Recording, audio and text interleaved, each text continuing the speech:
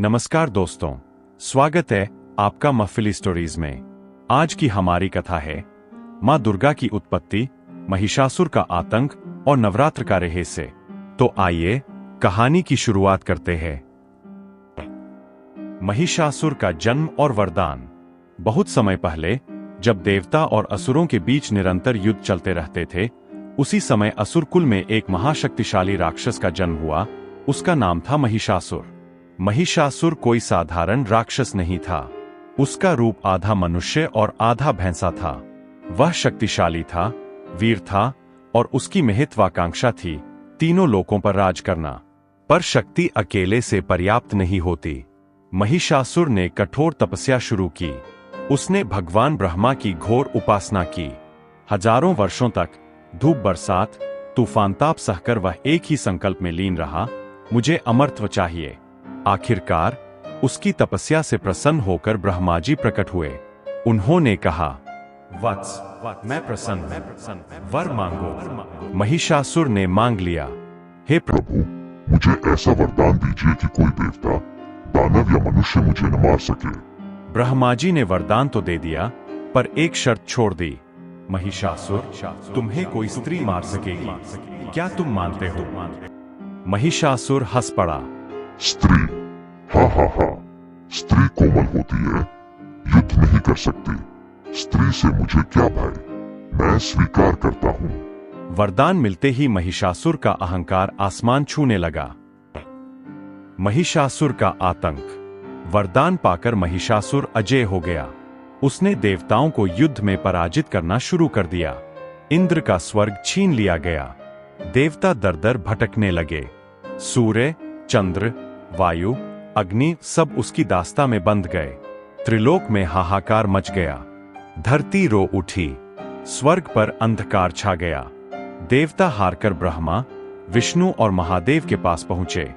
देवताओं ने विनती की, प्रभुओं, यह राक्षस हमारे वश से बाहर है। आपके दिए वरदान के कारण इसे कोई देवता या पुरुष मार नहीं सकता। अब त्रिलोक का उद्धार केवल आपके हाथों है। माँ दुर्गा की उत्पत्ति। तभी एक दिव्य योजना बनी। ब्रह्मा, विष्णु और महादेव तीनों देवताओं ने अपनी अपनी शक्तियों को प्रकट किया। उनके तेज से एक अद्भुत देवी का जन्म हुआ।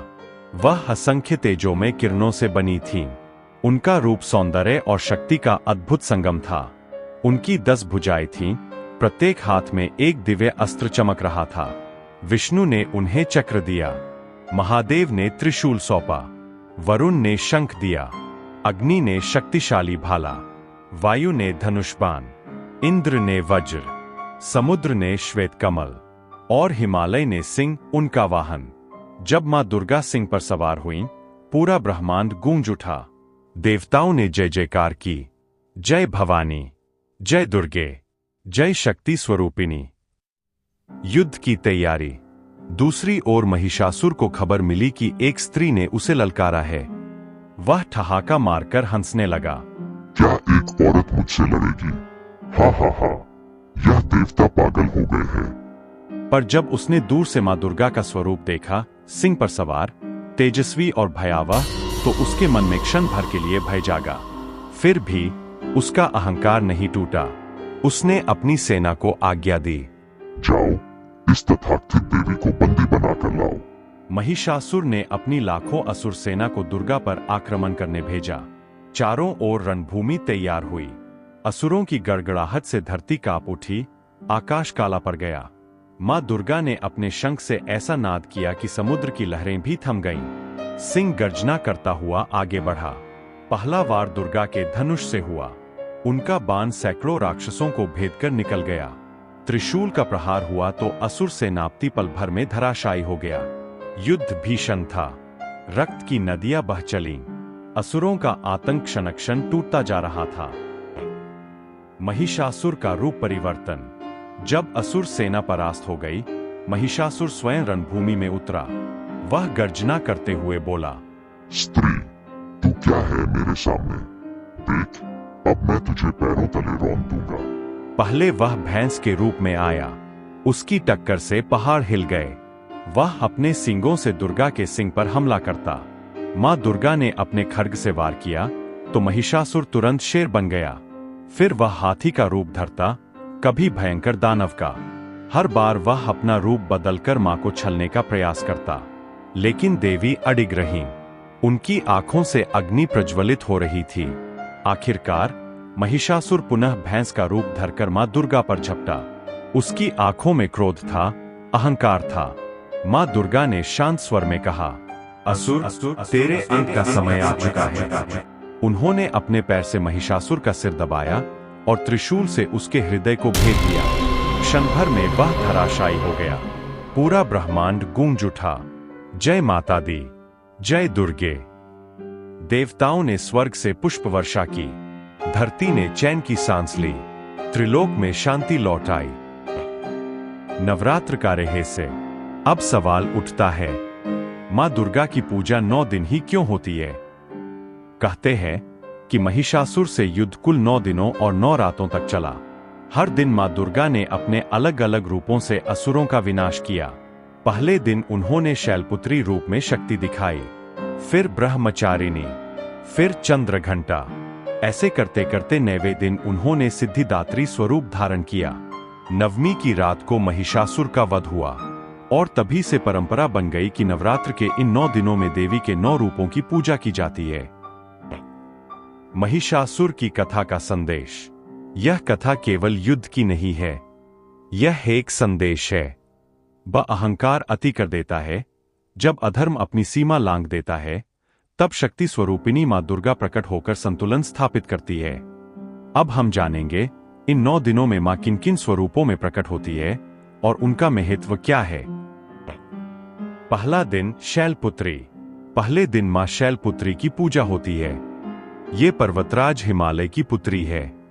त्रिशूल और कमल धारण किए, नंदी बैल पर सवार। इनसे हमें स्थिरता और संयम का संदेश मिलता है। यही शक्ति साधना का पहला कदम है। दूसरा दिन ब्रह्मचारिणी। दूसरे दिन मां ब्रह्मचारिणी की आराधना होती है। ये तपस्या और साधना की प्रतीक है। हाथ में जपमाला और कमंडल लिए ये हमें सिखाती है कि सच्ची शक्ति अनुशासन और त्याग में है। तीसरा दिन चंद्रघंटा।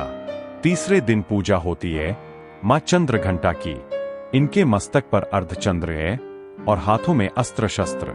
सिंह पर सवार होकर ये बुरी शक्तियों का नाश करती है। इनकी पूजा से साहस और निर्भीकता मिलती है। चौथा दिन कूष्मांडा। चौथे दिन आती है कूष्मांडा देवी। कहते हैं ब्रह्मांड की उत्पत्ति इन्हीं की मुस्कान से हुई। इनकी 8 भुजाएं हैं और ये सिंह पर सवार है। इनकी आराधना से जीवन में नई ऊर्जा और सृजनशीलता आती है। पांचवा दिन स्कंद माता। 5वें दिन पूजा होती है स्कंद माता की। ये भगवान कार्तिकेय की माता है। कमल पर विराजमान और गोद में बाल स्कंद लिए। ये मातृत्व, करुणा और संरक्षण की प्रतीक है। छठा दिन कात्यायनी। छठे दिन आती है मां कात्यायनी। ये ही असुरों का संहार करने वाली उग्र रूप वाली शक्ति है। 4 भुजाएं, सिंह पर सवारी और हाथ में खड्ग। महिषासुर का वध भी इन्हीं रूप से हुआ। इनकी पूजा से शत्रुओं पर विजय और आत्मबल की प्राप्ति होती है। 7वां दिन कालरात्रि। 7वें दिन की देवी है कालरात्रि। इनका रूप भयावह है, काले वर्ण की, खुले केश, रक्तनेत्र। लेकिन ये अपने भक्तों को हर भय से मुक्त करती है। इन्हें पूजने से मृत्यु का भय भी दूर हो जाता है। 8वां दिन महागौरी। 8वें दिन पूजी जाती है महागौरी। इनका रूप श्वेत, अत्यंत शांत और सुंदर है। हाथ में त्रिशूल और डमरू। ये पवित्रता, धैर्य और आशा की देवी है। 9वां दिन सिद्धिदात्री। 9वीं को पूजा होती है मां सिद्धिदात्री की। ये सिद्धियों और ज्ञान की दात्री है। कमल पर विराजमान, 4 भुजाओं वाली। इनकी आराधना से जीवन में पूर्णता और आत्मसिद्धि मिलती है। नवरात्र का संदेश। दोस्तों, इन 9 दिनों की साधना केवल धार्मिक अनुष्ठान नहीं है, यह आत्मशक्ति की यात्रा है।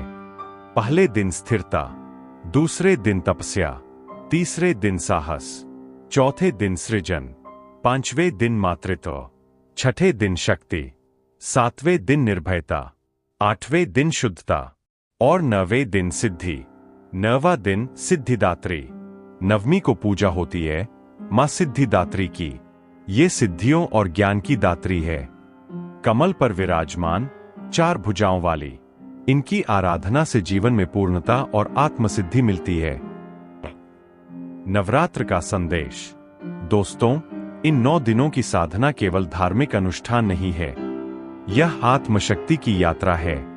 पहले दिन स्थिरता, दूसरे दिन तपस्या, तीसरे दिन साहस, चौथे दिन सृजन, 5वें दिन मातृत्व, 6ठे दिन शक्ति, 7वें दिन निर्भयता, 8वें दिन शुद्धता और 9वें दिन सिद्धि। दोस्तों, महिषासुर केवल एक राक्षस नहीं था, वह अहंकार का प्रतीक था। वह वासना, क्रोध और लालच का प्रतीक था। वह शक्ति थी जो अपने वरदान और ताकत के नशे में अंधा हो गई थी। और जब यह नकारात्मकता बहुत बढ़ जाती है, तब मां शक्ति का प्रकट होना अनिवार्य हो जाता है। मां दुर्गा का संदेश। मां दुर्गा का प्राकट्य हमें बताता है कि शक्ति को कमजोर मत समझो। नारी केवल कोमलता नहीं, वह प्रलय की देवी भी है। जब अधर्म अपनी सीमा लांघ देता है, तो धर्म की रक्षा के लिए शक्ति स्वयं जागृत हो जाती है।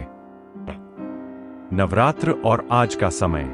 नवरात्र का पर्व इसलिए मनाया जाता है कि हम 9 दिनों तक अपने भीतर की नकारात्मक शक्तियों पर विजय पाने का संकल्प लें। पहला दिन हमें स्थिरता सिखाता है, दूसरा दिन तपस्या का भाव, तीसरा दिन साहस, चौथा दिन सृजन, 5वां दिन करुणा, 6ठा दिन संघर्ष की शक्ति, 7वां दिन भय पर विजय, 8वां दिन शुद्धता और 9वां दिन आत्मसिद्धि।